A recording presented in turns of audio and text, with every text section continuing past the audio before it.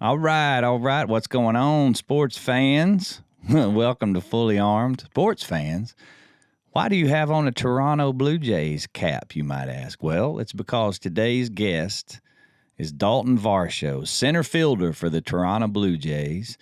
I got to know Daulton back last fall, and when I did get to know him, we decided that he needed to have a song to walk out to when he went up to bat. So that's where my song Bottle Rocket came from. Go check it out if you haven't heard it. He'd been walking out to it at home games all year. He's had a great season, and we got to catch up with him down in Atlanta when they were playing the Braves a while back. And I do have to report at this point that unfortunately Daulton's season has ended because he had to have shoulder surgery. I don't think it was a massive surgery. It's something he's going to heal from, and he'll be back for spring training. I just talked to him yesterday. Driving back home to Wisconsin to go look at deer for a few months. He was a little heartbroken about that because he's not going to be able to pull a bow back because it's his right shoulder.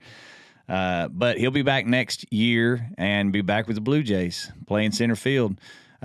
We did get to go watch the game. And if you'll watch this entire episode, the outro, I'll tell you what happened. All right. So I hope you guys enjoy this episode. It's a great opportunity to get to talk to a Major League Baseball player and a good friend, Daulton Varsho. And don't forget, subscribe, hit the like button, hit the follow button. You guys share this with your friends. If you're a sports fan, you're going to love this. Daulton Varsho on Fully Armed.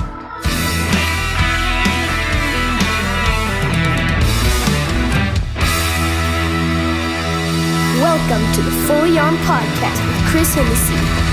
You got your armor on?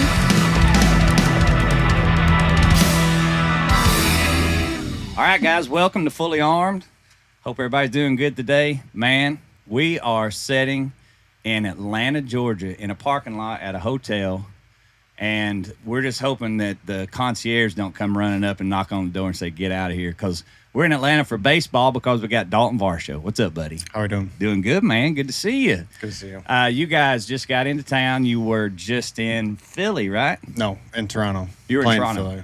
Oh, that's right. You were playing at home. Yes. Because and of course, I don't know exactly when this thing will come out, but I did notice that you hit an absolute bomb off the center field, like 427, I think is what it was. That was a good swing. It was a good swing.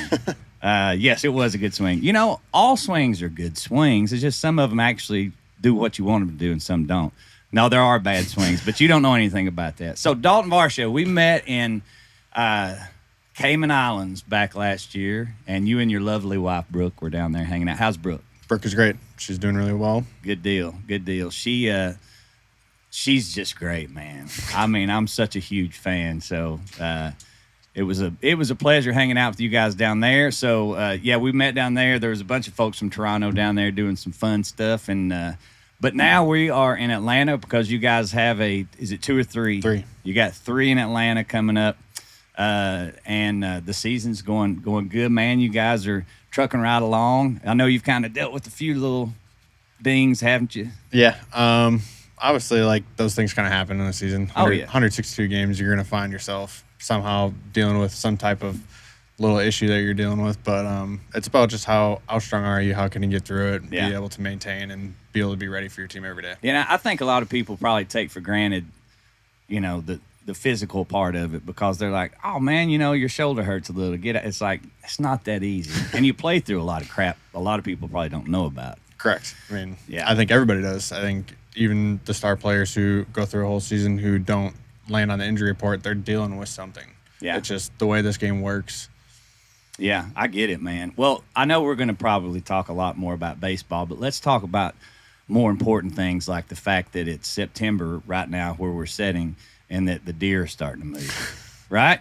But you don't know anything about that, right? I don't know much about it, but I know my trail cams are taking some pictures, trying to learn my land and trying to figure out how the deer are moving. And I actually was lucky this year. Parents actually were able to get a food plot in.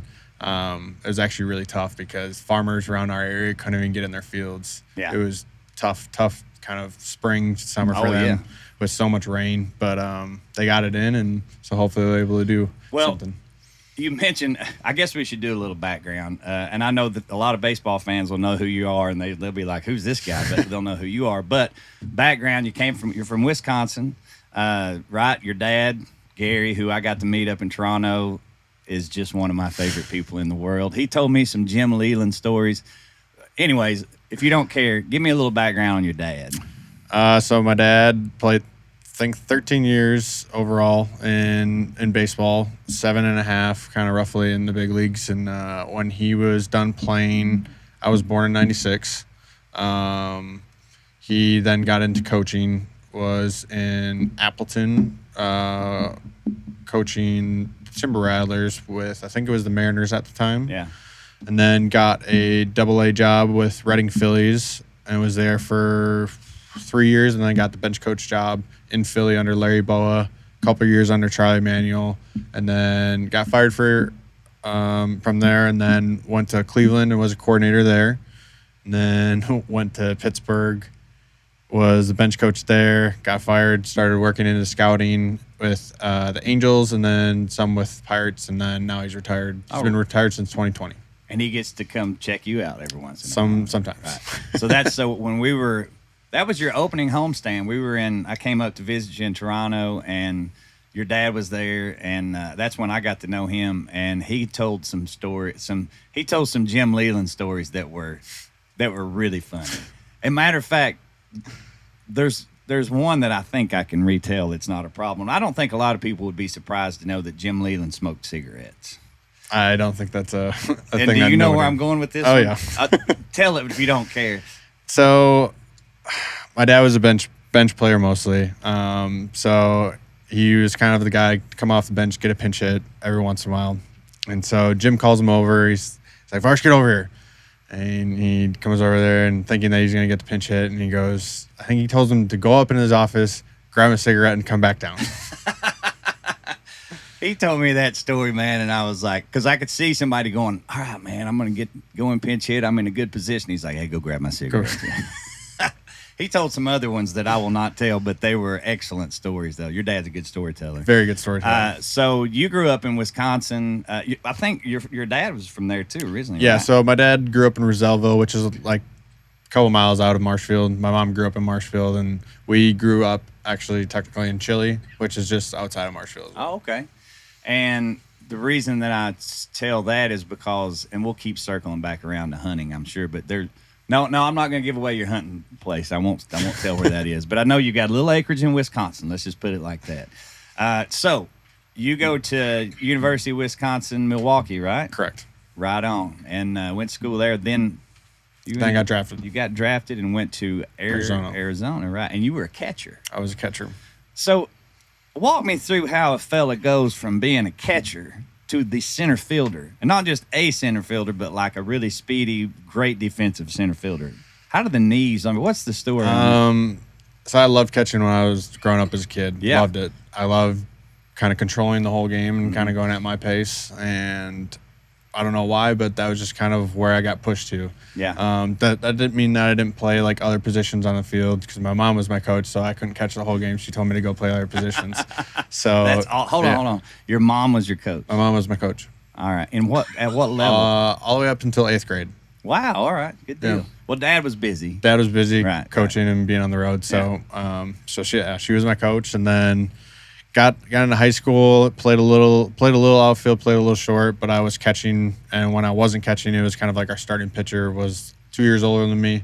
He kind of was like kind of the main catcher. Yeah. But then when he graduated, I was kind of the main catcher my junior and senior year, and then went into college. Caught mostly the whole time. I played a little outfield. The only games I played outfield were like the last 2 innings when we were getting blown out or we were blowing somebody out.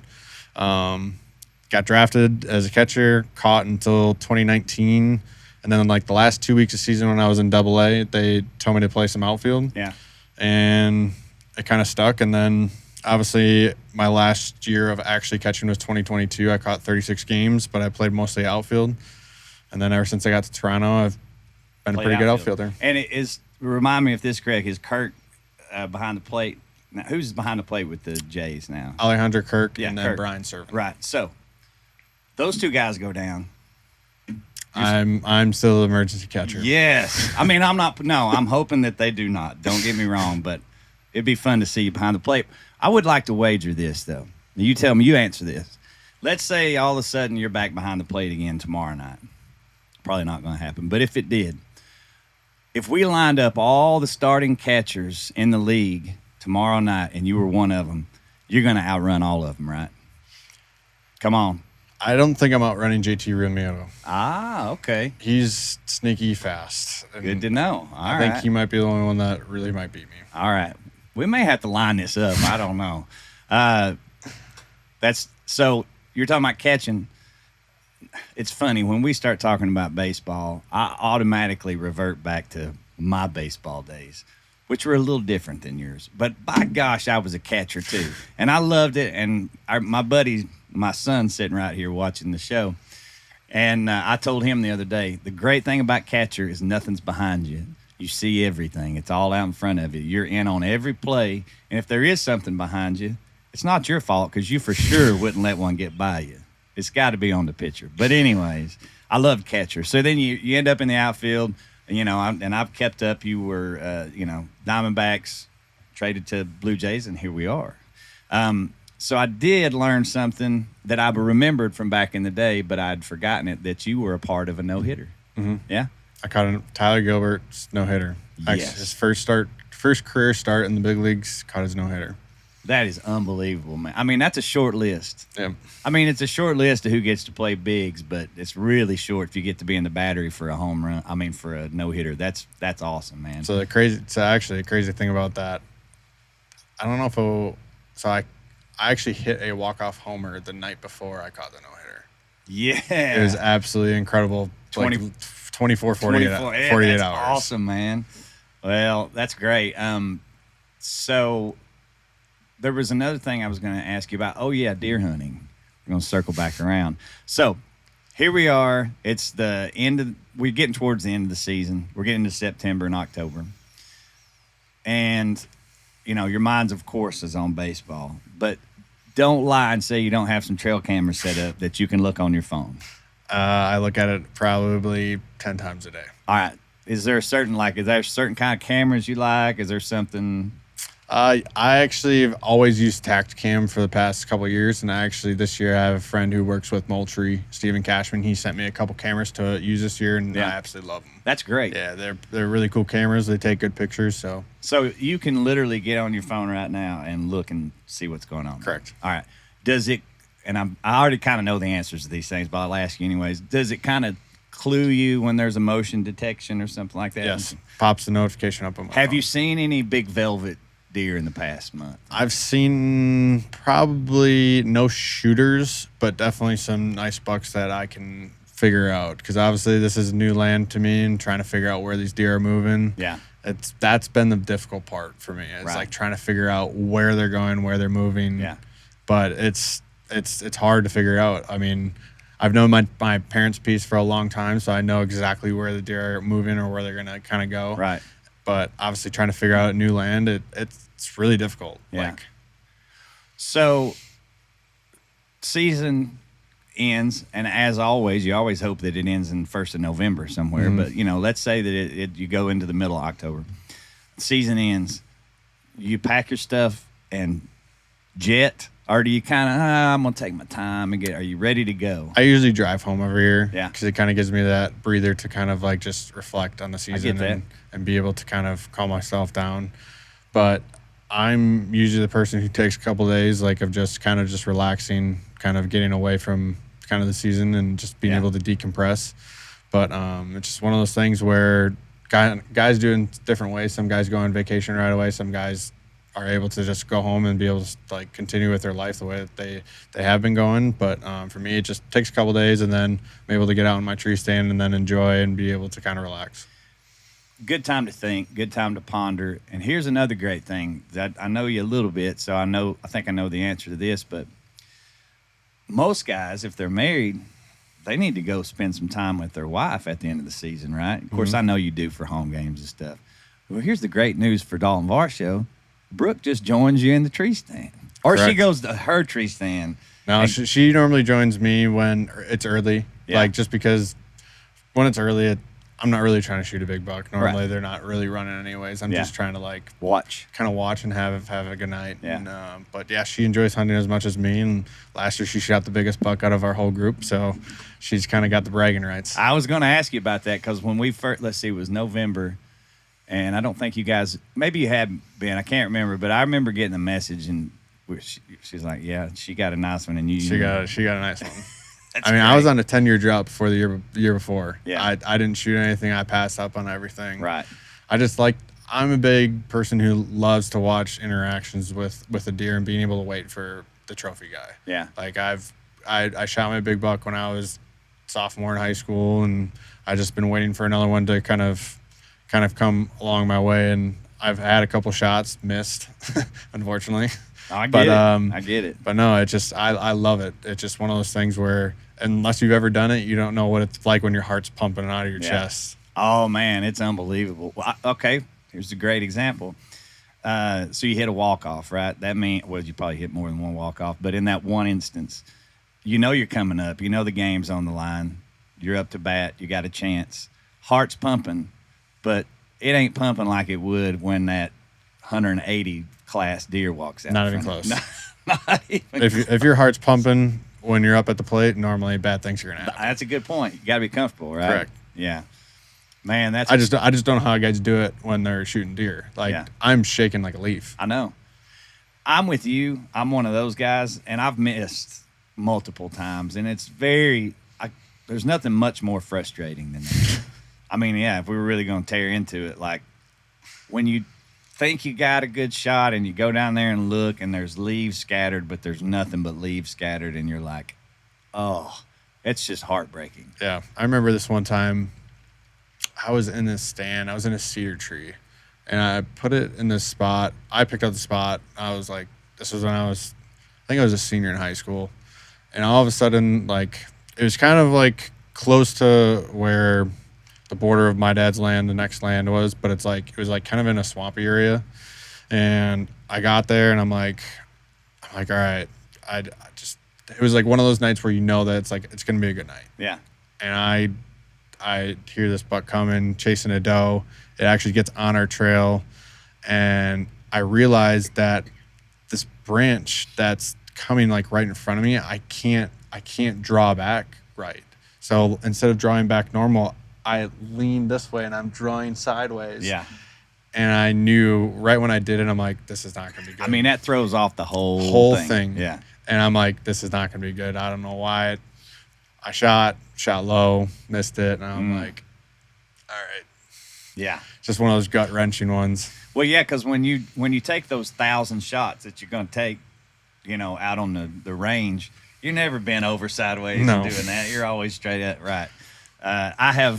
I've been in the woods a few times with a traditional bow, a long bow, and you talk about funny. And I took a shot or two, and it's like I had no business doing that. My buddy Jimmy, who's from Wisconsin, I've told you about him. He only shoots longbow, traditional stuff, and he's gotten really good at it. But I digress. Do you choose bow or a rifle or just whatever's in season? So, I love bow hunting. Yeah, bow hunting's more challenging. You have to get them close. Yeah, and I also, in my area, there's a lot of like rifle hunters that come out that aren't really respectful, I would say. No, I get it. And it's just like it's very tough to kind of deal with that. And honestly, it's kind of nice to honestly just get away. And obviously, this last year of like just owning the new land that I have, and the previous owners allowed them to come on and like have a lot of people come and hunt on their land. So I was kind of like there this last year to kind of be like, hey, like it's new ownership, like can't hunt on it anymore. So like, yeah, I was kind of a little worried about it, but bow is my go-to just because it's quiet. Nobody else is really out there. Yeah, you're able to enjoy. That's great, man. And there's a challenge there too, not just the shooting, but not 10 out of 10 times you're not just going to just drop it right there. No. So you're going to have to hunt. You're literally going to have to hunt that as well. Do you do a lot of different kind of stands, or do you just do? I mean, in Wisconsin, man, it can get a little chilly and windy and. Yeah. Normally I'm out in the weather. Yeah. I'm not a really big person that goes in a box. But I mean, my dad built this kind of like big tree hut when when we were kids. Yeah. And it was awesome. Like, it's still standing. That's great. He took all 3 of his kids out there, and it was just able for him to be able to kind of hunt. But, like, every time, like, all 3 of us were out there, it was like one person was able to shoot that night. So we had a crossbow then. And so, like, it was pretty cool. So there was one time me and my sister were out there with my dad, and she was complaining that it was her night. I was like, no, it's not. It's my night. Right. But then here comes this huge, I don't know if it was an 8 or 10, but came out, and my dad forgot to put the notch to like 30 yards. He had it at 20. Mm-hmm. So when I shot low. Just shot under it. I was like, how did I miss? Yeah. And it was just funny.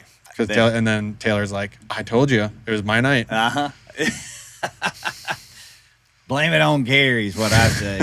All right, so we're going to look into the future. You're 46 years old, and you've just retired from Major League Baseball. Oof.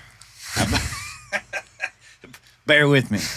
Now you've got all year off. So we know you're going to hunt whitetail. That's a given.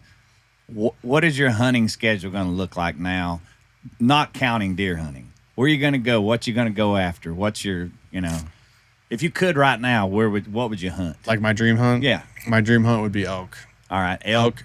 You have a spot? Elk, bow. It doesn't really matter. Yeah. Somewhere in August to be able to get their rut and just enjoy that experience. Hear them bugling right at you. Yeah.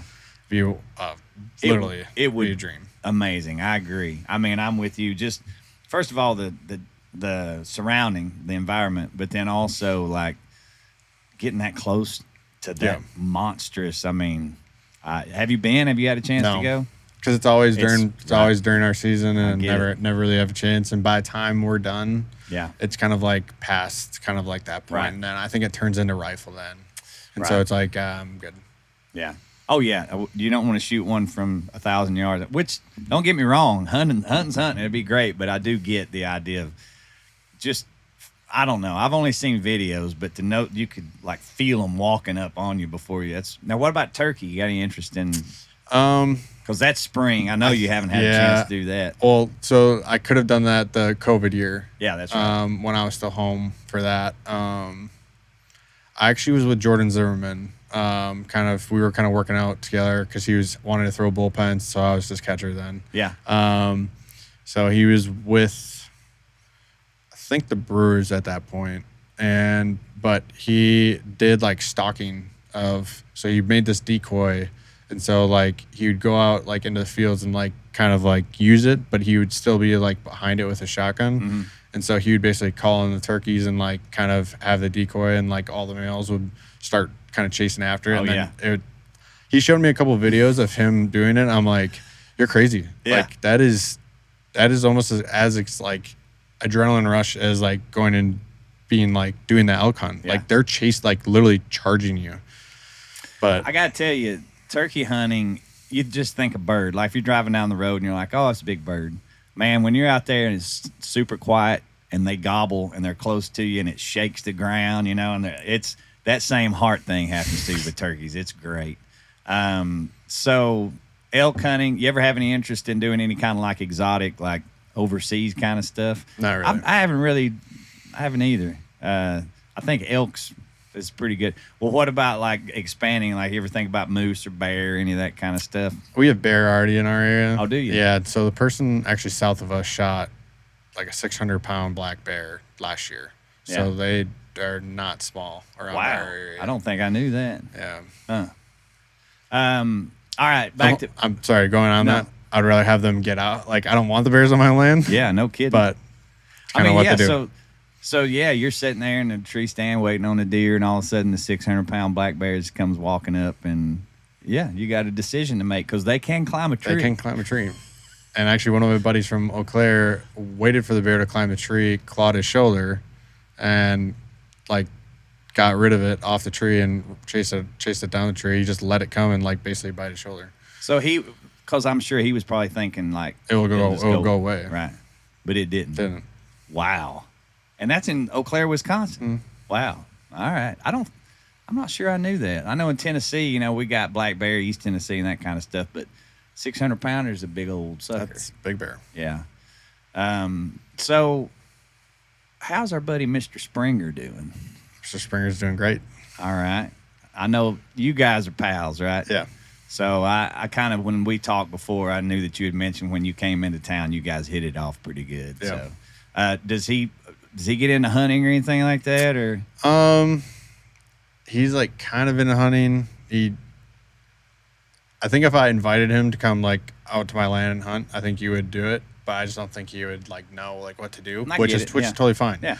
But it's just like you kind of teach, you learn, you understand.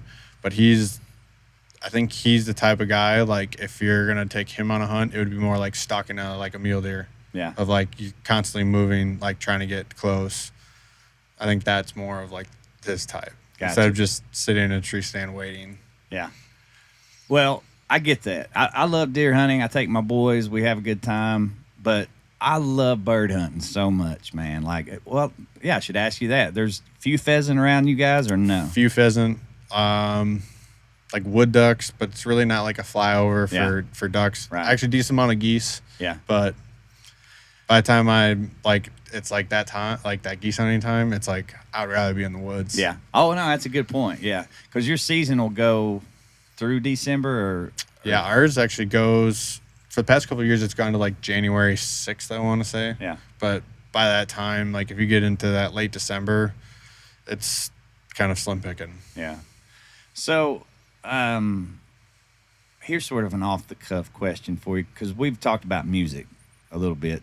There's another story to that. But so, rock or country? Country. All right. If you're going to go on a hunting trip as soon as the season's over and you can go with any country music singer, aside from myself, of course, who you going to ask to go hunting? Ooh, good question. Because we might be able to, you never know, we might be able to hit them up, see if we can get them to go.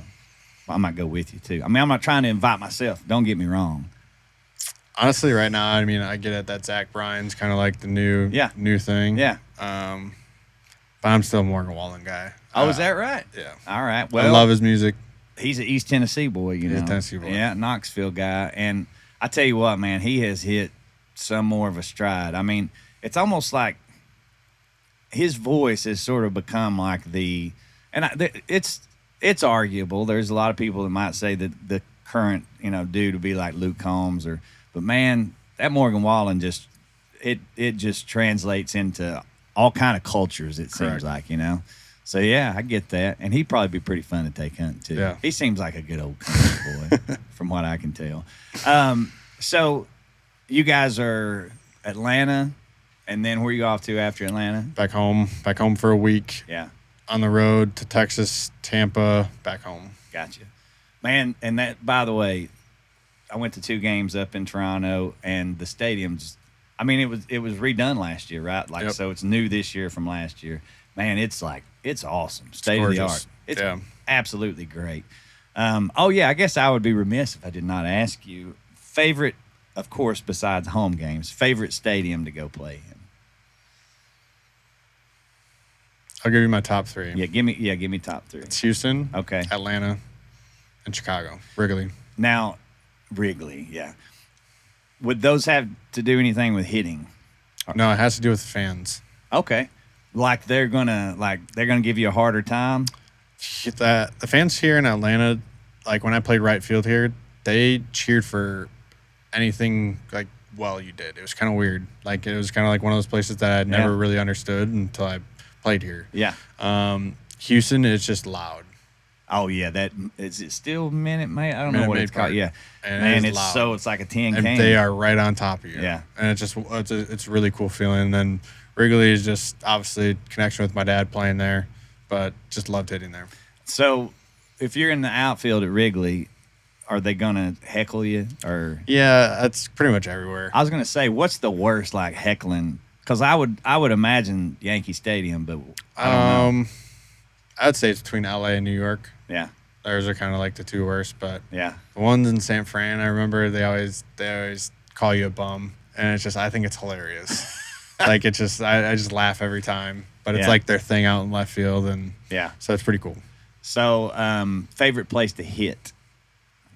Favorite place to hit? I mean, those are like this. It's kind of like the same 3. Yeah, they're like normally if you don't like a place, That's a good point. You probably can't hit there. Well, everybody would always say, for long ball, you'd usually say Colorado, right? But yeah, but thing is the reason why I don't like Colorado as much is because you have to cover so much ground in the outfield. Oh yeah.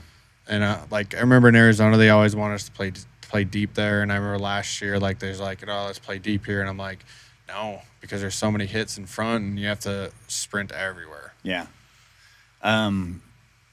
So I've been to Wrigley, I've been to Fenway. Two really good ones. And man, it's just special. I'm sorry. Now, what I noticed about Fenway, the first thing I noticed was when you pull up to the street level, it's like there's a stadium here. Like when you go to Atlanta, it's obvious, there's a giant stadium. And Toronto's a little different because it's set in the city like that, and it's a dome. But Wrigley, of course, Wrigley. But from the outside, Wrigley kind of shocked me because it wasn't as old looking out. Well, it actually was. It was kind of retro, like 60s or 70s looking. When it's funny because it's 100 years old. But Fenway is a whole different deal, man. And you get in there in those seats, which you don't know this. Well, you might have. You've been to games, but the seats are like this wide. Yep. It's interesting. But what a cool place to watch a game. I'm sure playing outfield. Playing there is really cool. Yeah, I imagine so. Speaking of which, batter's eye. I think you just knocked one off in Fenway. Am I wrong on that? Didn't? Yeah, that's what I was thinking too. Something about center field here lately. Yeah. Yeah. It was. What'd you say earlier? It was a good swing. It was a good swing. Yeah, it was a good swing. So listen, when I of course, the deal with this RV, Miss Judy here, and the shield and all that stuff. Ephesians 6 is what Fully Armed is based off of. So we'll talk a little bit about faith. And the first thing that I knew about you and Brooke was we were sitting having lunch in the Caymans, and we got to talking about The Chosen. Mm-hmm. And then we all just lit up like, yes, we have watched it. And we thought, so you guys have kept up with that, right? Correct. Yeah. And so for us, before we got married, we found a church that we both kind of really wanted to go to. She was Catholic, I was Lutheran. Yeah. So we wanted to kind of find a church that was just for us. Mm-hmm. So we went to this Bible church called Northridge Church. And that's where? It's in Marshfield. Yeah, because Brooke's from... She's from Marshfield as well. Right, yeah, yep. Right. So we found a church there, and the pastor there, Preston, we loved kind of his service because we watched online during the season. So it was kind of nice to kind of pick and choose what we wanted because we were during the baseball season. It was all right, let's watch one and see if we like it. So we kind of just kept going one after another, trying to find one that we liked, and we found him, and he did our wedding, and then we got baptized there. And for me, I grew up at Faith Lutheran Church, and it was kind of one of those churches where I went to just to go through communion and obviously all that stuff. But I never really got to know the Bible. Yeah. I'd kind of screwed off in Sunday school. It was me and my friends, we were just joking around. Yeah. So obviously learning about the Bible now and going through it with my wife every night, we sit down and we kind of have a conversation. We go through certain chapters and reading about it. It's honestly such a good thing for me because at the end of the day, it kind of reflects on what can I get better at? How can I be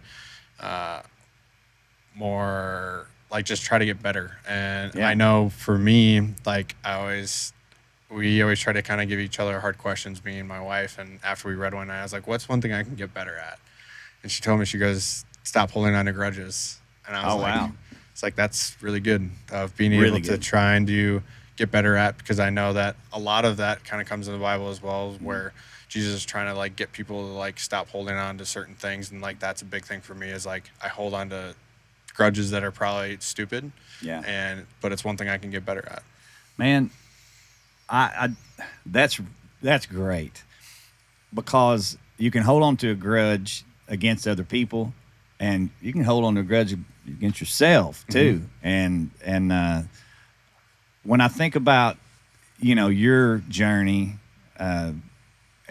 baseball is such a huge part of it, and I think about Scripture as it relates to what you do for a living. And I want to make sure I'm straight about this.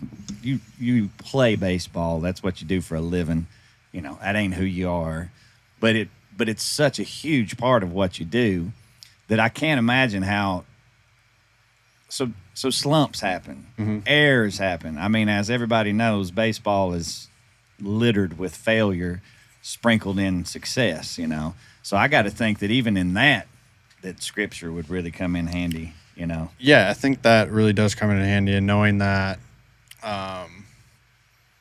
baseball is not my only thing that God has put me on this earth for. Right. I think that's like one of the things that like has been really cool of like going through like chapels throughout the years. Yeah. It's like all of our chaplains are like you have a job, but like it's not like the ultimate job. Right. Like you do this so that you can help other people and be able to do a lot of really cool things. So it's kind of opened up my eyes, and obviously